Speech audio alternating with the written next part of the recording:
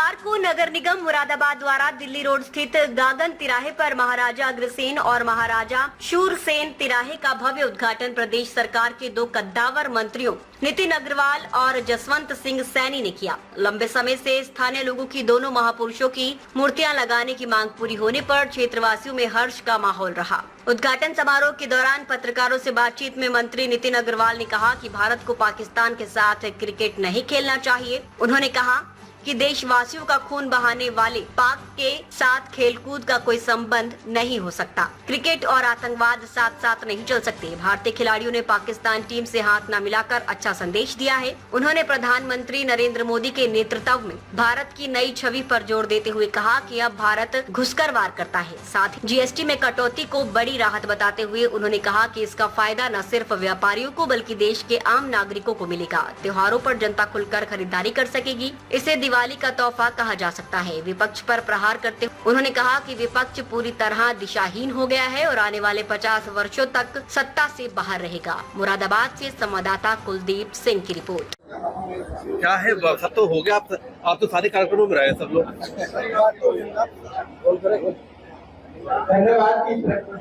मंत्री जी, सबसे पहले आज के कार्यक्रम को लेकर क्या कहेंगे? आज का कार्यक्रम देखिए, आज महाराजा अग्रसेन जी की और महाराजा शूरसेन जी की प्रतिमा के अनावरण के मौके पे मैं आज यहाँ पे आया हूँ। और एक कई सालों से जो एक मांग आज चल रही थी कि इस चौक में महाराजा अग्रसेन जी की और शूरसेन जी की प्रतिमा होनी चाहिए, आज वो पूरा हुआ है मुरादाबाद की मांग। और साथ ही अग्रवाल भवन, जो ये नवनिर्मित भवन है, इसकी भी मांग बहुत सालों से मुरादाबाद के अग्रबंधुओं के द्वारा की जा रही थी। आज यहाँ पे यहाँ पे भवन के कार्यक्रम, इसमें निर्माण में भी इसको देखने के लिए और यहाँ पे मुझे मौका मिला है। आज मैं यहाँ पे मुरादाबाद में उपस्थित हूँ। जीएसटी की नई दरें आज से लागू हो गई हैं। बीजेपी ने इसे नई दरें लागू करके जनमानस तक पहुँचाने का निर्णय लिया है।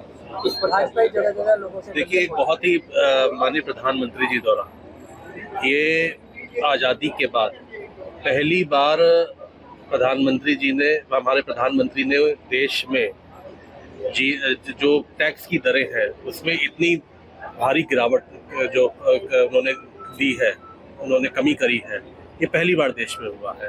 और दो स्लैब्स 12% और 28%, दो स्लैब्स को पूरी तरीके से ख़त्म कर दिया है।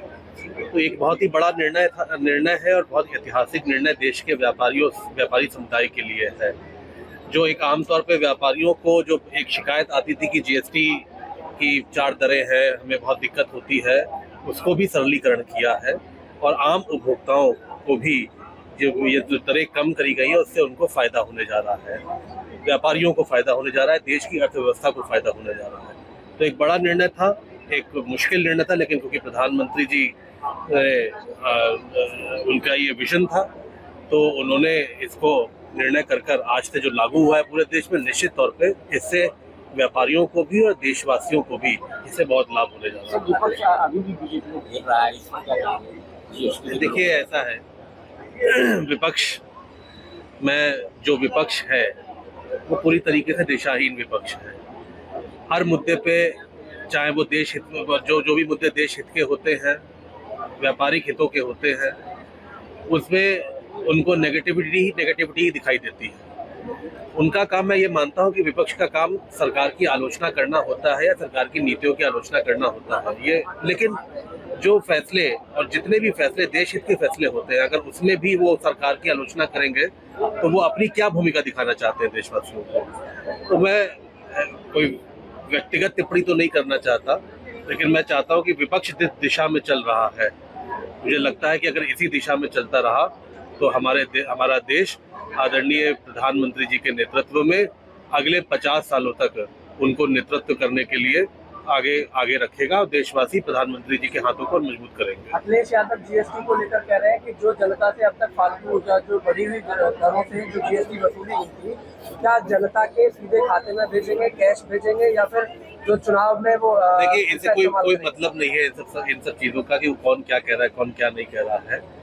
हर अच्छी चीज का विरोध करना, ये मुझे लगता है कि विपक्ष की आदत हो गई है। और जीएसटी की दरों में भी जो बड़ी गिरावट आई है सरकार ने करी है, मुझे लगता है उसका भी वो विरोध कर रहे हैं। तो इसका जवाब आने वाले समय में देश की जनता उन लोगों को खुद ही देगी।